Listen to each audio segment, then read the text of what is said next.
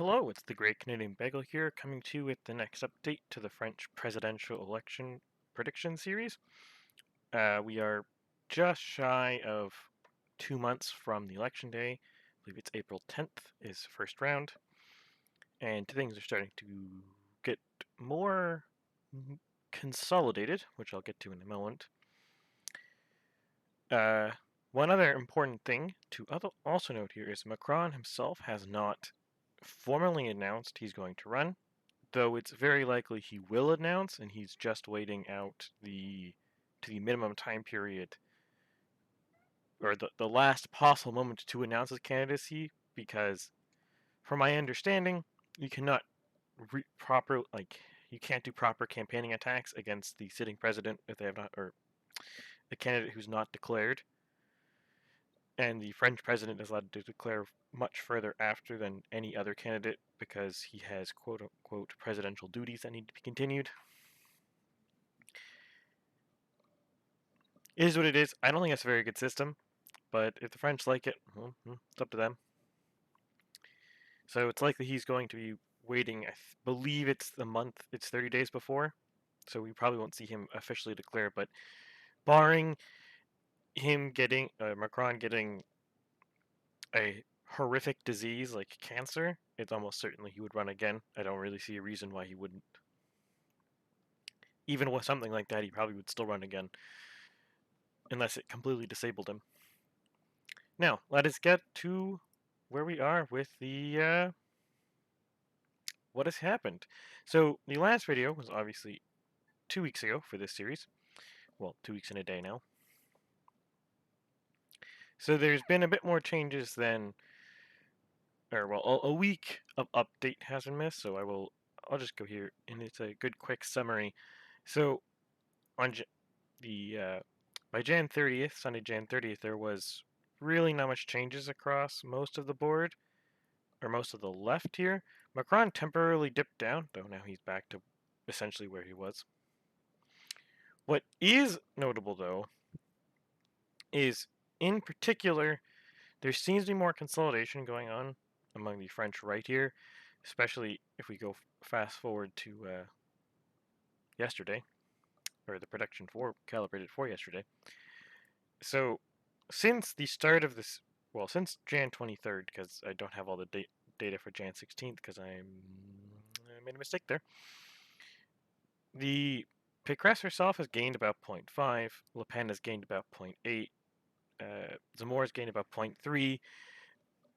Other candidates, which several right-wing candidates are there, like Jean Lassalle and Dupont-Aignan, went down.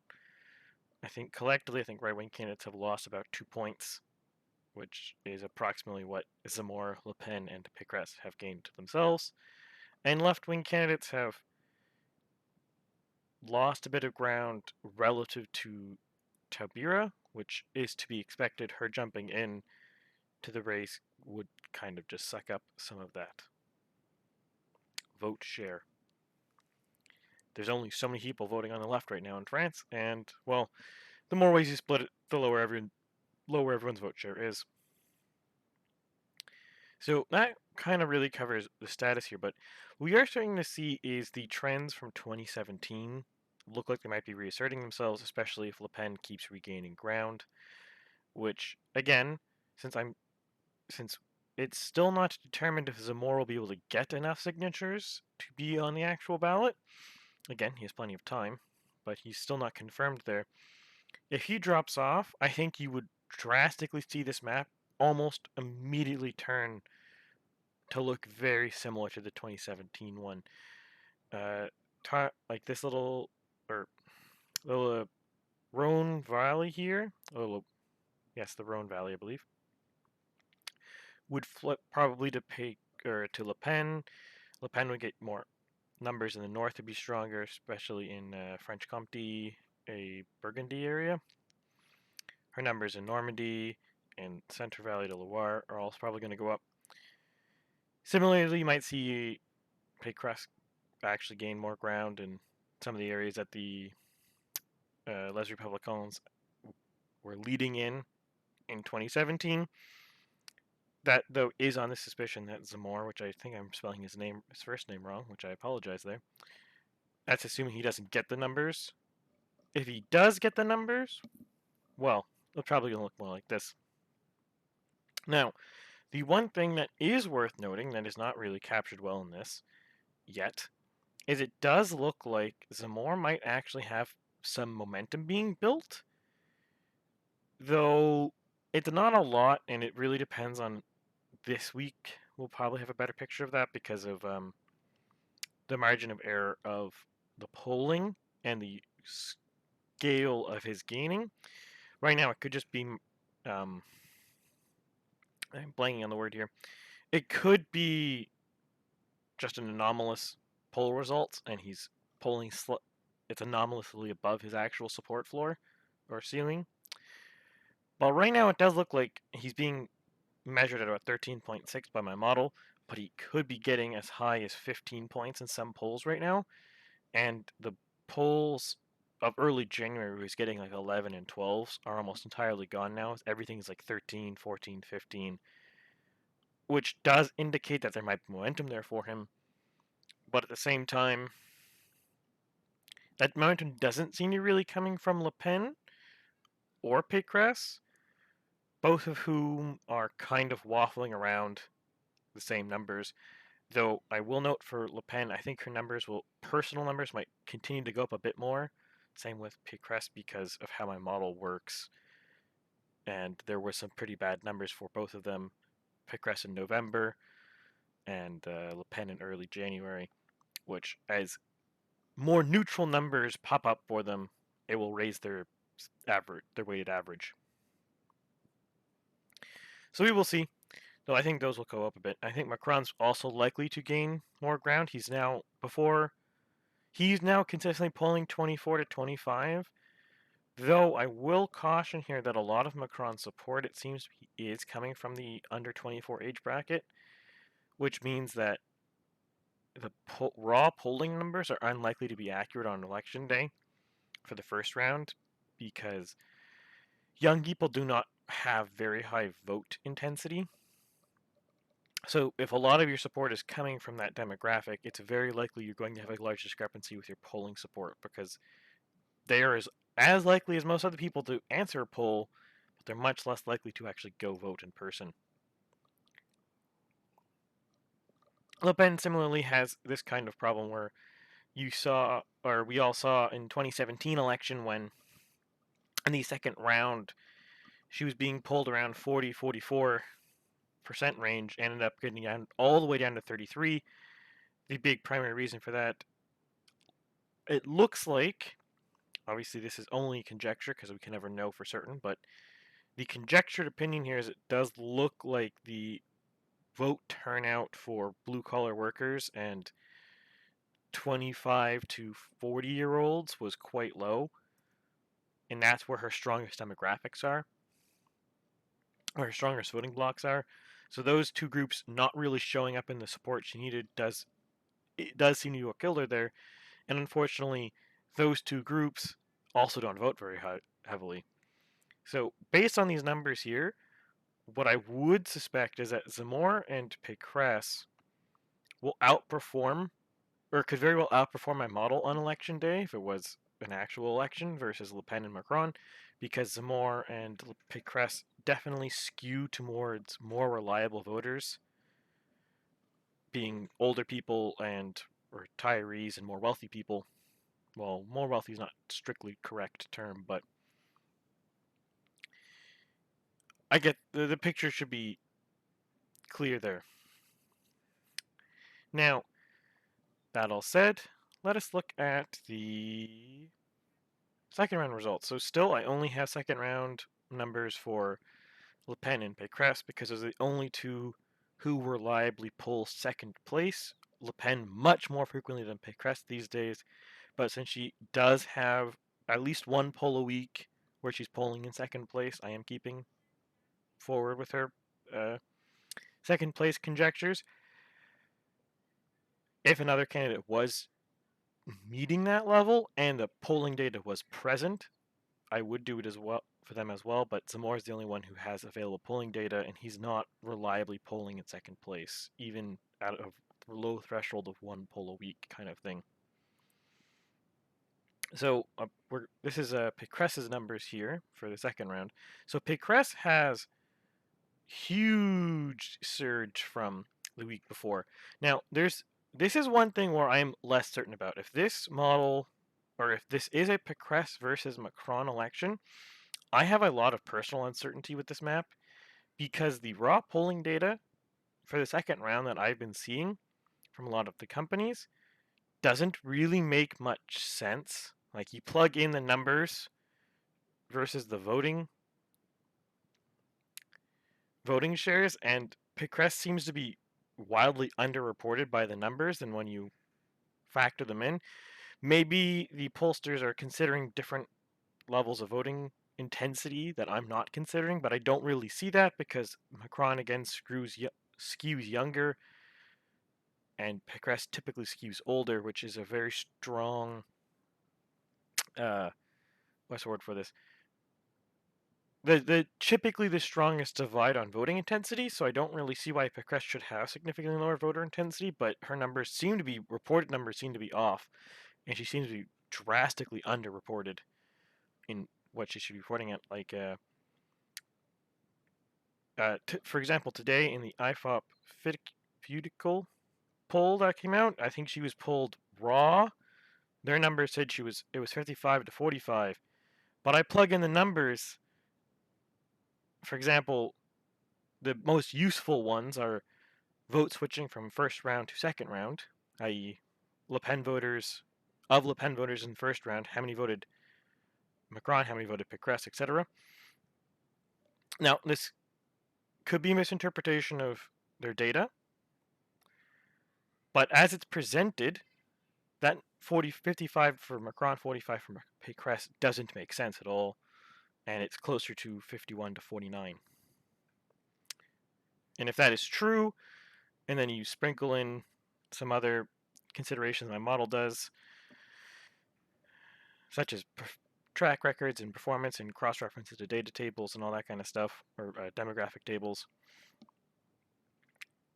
you get a map like this where Macron is set to win, but it's quite close. And you can definitely see here, because when we first saw one of these, it was very unclear where Pécresse's support was, like, strongest. Obviously, it was the general east / north of the country, but now we can really see where it is the strongest. About right here in northern France. Wow, look at that. That shouldn't really be that surprising, but it is interesting. And obviously, there's this area in the southern France, in the Alps Maritime region, and a little bit over here in Centre Valley de Loire / Normandy / Loire Atlantique, I believe that's the name of this region. Again, not terribly surprising numbers here. And the flip side is also not terribly surprising. Macron's doing well. Paris, Brittany, generally speaking, southern France, or southwest France. Southwest France typically being the left-wing voting area. Paris, kind of a toss zone, and Brittany, I believe, being left-wing typically. So this map really shouldn't surprise anyone who's familiar with the partisan division in Paris, especially for a race this close. Now, if the race isn't this close because I'm misinterpreting data or the data's wrong, you'll see either more blue or more beige. So what color I'm going to call this is like beige. I don't know, off yellow. Whatever this color you want to call it is. We're going to go beige. So either more beige or more blue, but right now this seems what it looks like. And it does look like Pécresse might have some momentum, but if we go to here and we look at her numbers like week over week, maybe there's momentum there, but I don't want to plot it because there's not enough data points for the plotting to really matter. I mean, I did plot this, but as you can see, the few data points really make this a very exciting graph. This, though, this looks flat to my eye, and while we're here, we'll also look at Le Pen. This also looks pretty flat to my eye, especially if we move out to the December data. These look very flat. So it doesn't really look like there's too much movement here. It looks like it's all within margin of error, really. And I should note that at this scale, at a two-candidate election, my margin of error for my model, it's not, like, it strictly speaking doesn't have a proper statistical margin of error because of the calculations it's doing. I could invent one, but it's not super useful. But in general, my rule of thumb is it's typically about any individual department might be about 5-ish%, but nationally it's probably about 2. And we look at the Le Pen numbers versus Macron. And from the week over week changes, you don't really see too much. There's a few departments that Le Pen has lost some ground in, like I think this is Tarn et Garonne, I believe, and Bouches de Rhône and Basserin, a couple others, but really not that exciting or impactful. Macron's support seems to have flattened a bit in the West, so there's not as many super poignant districts or departments, but they're more evenly spread out, it appears. Though, again, that could just very well be a little fluke of the model there or the data as presented, because obviously these projections can only be as good as the polling data. Though I will note the French polling data for previous presidential first rounds has been quite good. Second rounds, the last 20 years, aren't as useful because the two of the 4 elections have been against Le Pen's, who have very polarizing results. Like 2002 election, the second round polling data doesn't, like, Le Pen Senior, I can't think of his first name, was an extremely disliked figure. So that doesn't really do you much for polling when it's that kind of margin. It's pretty hard to get that wrong unless you're just actually not a credible polling firm. And in 2017, as I said already, it appears Le Pen did quite poorly because likely because of voter turnout, and that's where the discrepancy lied. I think the polling was actually correct, and she did probably have about 44% of support ish, or low 40s. But again, having low 40 support, but some of your supporters don't show up, well, it doesn't really matter, does it? So that's generally speaking where we are right now in looking at this election. There's a few movement, there's a couple departments in play, a couple swinging back and forth. Le Pen, Pécresse some more, and Macron appear to be gaining some ground, and the left appears to be fracturing even more. But there's really not too much to go on here. It all seems to be kind of settling into a status quo, at least in regards to which departments are in play and where the result's going to be in the second round. And I think it will probably stay like this until Macron himself officially enters the race and we start seeing some debates. Because at this point, Macron's vote share, which is maybe about, let's call it 24 to 25 or 23 to 25% of the population, his vote block is likely not activated. They're probably paying attention, but they're probably not open to changing their minds too much yet because their preferred candidate isn't really campaigning. He isn't really being challenged. He's using his ability as president to sit back as long as possible.